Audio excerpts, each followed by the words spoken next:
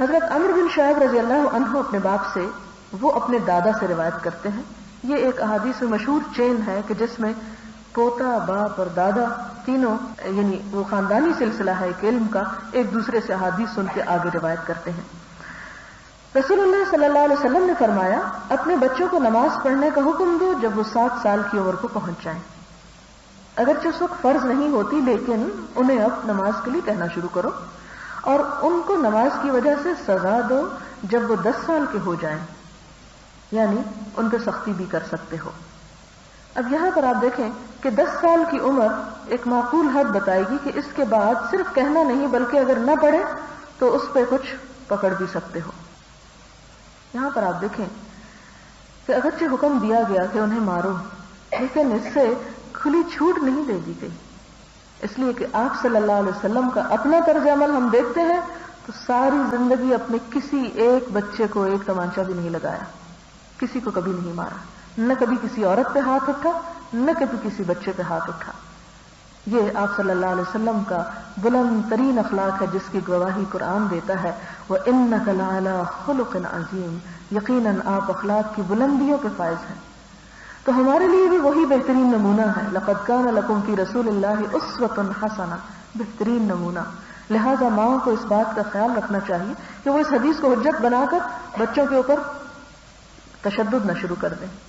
اور عموماً ہمارے ہاں یہ ہوتا ہے کہ جب بچے چھوٹے ہوتے ہیں ہمارے خود غافل رہتی ہیں اور اپنی نیند سے فرصت نہیں ہوتی. خود جوانی کی عمر ہوتی ہے اور اس میں نیند سے اٹھنا اور جاگنا اور بچوں کو جگانا اور انہیں نماز کی طرف لے جانا ایک مشکل کام ہوتا ہے. لیکن بچے جب خود ہوش و حواس میں آ جاتے ہیں اور پھر وہ مقابلے پہ آ جاتے ہیں، پھر ہم پریشان ہوتے ہیں. ہاں، اس میں یہ شرط نہیں ہے کہ جن ماں نے بچپن میں نہیں اٹھایا وہی ایسے کرتے ہیں، وہ تو اللہ ہی کے ذمہ ہے، جس کو چاہے ہدایت دے. لیکن اس میں ایک حصہ والدین کی تربیت کا بھی ہوتا ہے. اور آپ نے دیکھا ہوگا کہ بچپن میں خاص طور پر والدین کی تربیت جو ہے وہ بعض اوقات بڑی عمر میں جا کر بہت مفید ثابت ہوتی ہے، اور یہی چیز پر صدقہ جاریہ بھی ہو جاتی ہے انسان کے لیے. یہاں پر جو ہمیں بتایا گیا وہ یہ ایک قانونی اجازت ہے کہ تم ایسا کر سکتے ہو، اور اگر تم ایسا کرو گے اس کام پر تو تمہیں اس کا بدلہ نہیں ہوگا دینا.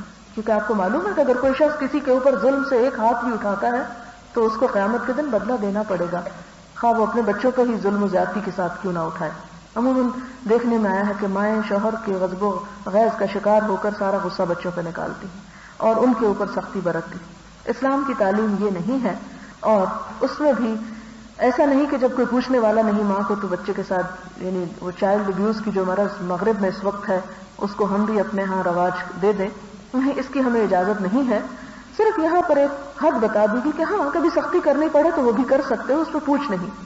اس لیے کہ آپ نے دیکھا ہوگا کہ حضور صلی اللہ علیہ وسلم نے اپنی زندگی کے آخری حصے میں ایک مرتبہ اعلان کرایا کہ لوگوں، تم میں سے اگر کسی پر بھی کبھی میں نے کوئی زیادتی کی ہو، کوئی ہاتھ اٹھایا ہو، تو وہ آ کر مجھ سے آج اپنا بدلہ لے لے. تم میں سے کوئی شخص قیامت کے دن مجھ سے بدلہ نہ مانگے، آج لے لے. لہذا محفل میں سے ایک شخص اٹھا اور کہنے لگا، اللہ کے رسول صلی اللہ علیہ وسلم، ایک مرتبہ آپ نے میری کمر پہ اپنا ہاتھ مارا تھا.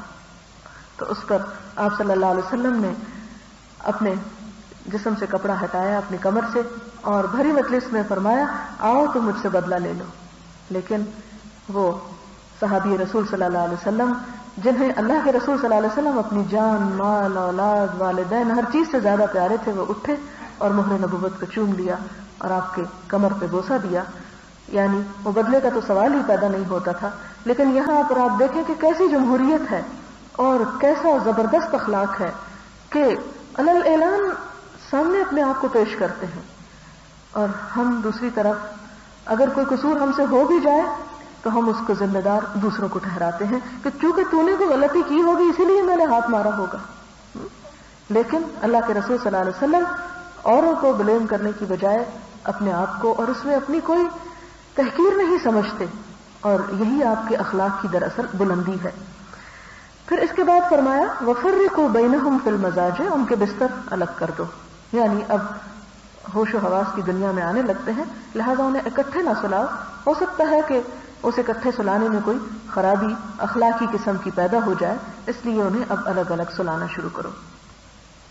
یہ حدیث جو ہے یہ حسن ہے. حسن اور صحیح میں معمولی سا فرق ہے. صحیح حدیث کے لیے 6 شرائط ہوتی ہیں، جبکہ حسن میں 5 پائی جاتی ہیں اور ایک ذرا درجے میں کم ہوتی ہے چیز، اور عموماً وہ راوی کے حفظ کے بارے میں ہوتی ہے. یعنی صحیح حدیث کے لیے شرط ہے کہ جو شخص روایت کر رہا ہو اس کے حافظے میں یا اس کی کتابت میں شک نہ ہو، وہ لکھنا جانتا ہو اور وہ حفظ کرنا جانتا ہو اور حفظ کر کے اشیاء کو محفوظ کر سکے.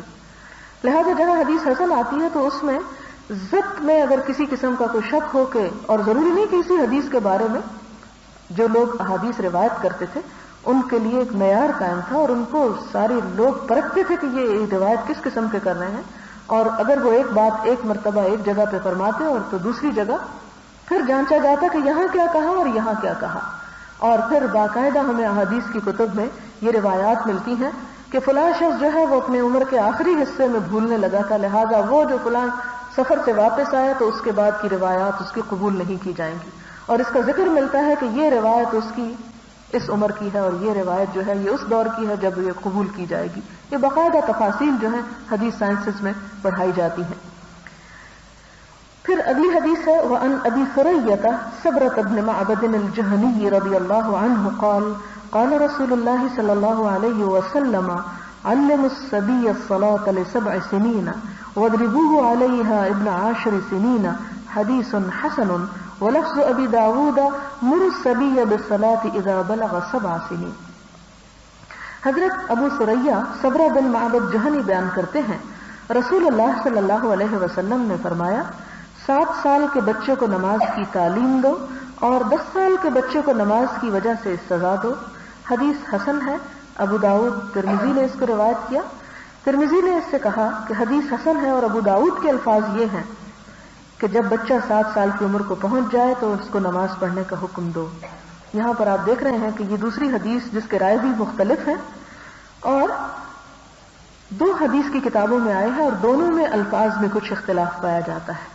یہ لہٰذا یہ حدیث حسن کے درجے پہ آ رہی ہے اور اس میں بھی جو جسٹ ہے جو معنی ہے وہ اپوزٹ نہیں کہ کوئی کہا گیا کہ نہیں 7 نہیں 10 تھا، ایسا ہے، اس میں خرابی نہیں ہے، لیکن الفاظ میں کوئی تھوڑی بہت چینج جو ہے اس کو بھی نوٹ کیا گیا ہے کہ اس کتاب میں کن الفاظ کے ساتھ اور دوسری کتاب میں کن الفاظ کے ساتھ یہ حدیث بیان ہوئی ہے. بہرحال اس میں بھی میسج یہی دیا گیا کہ بچوں کی تعلیم و تربیت کرنا والدین کی ذمہ داری ہے اور اس تعلیم و تربیت میں اللہ کا حق ادا کرنے کی تعلیم دینا اور اس ڈھنگ پر ان کی پرورش کرنا والدین سے اس کے بارے میں پوچھ ہوگی.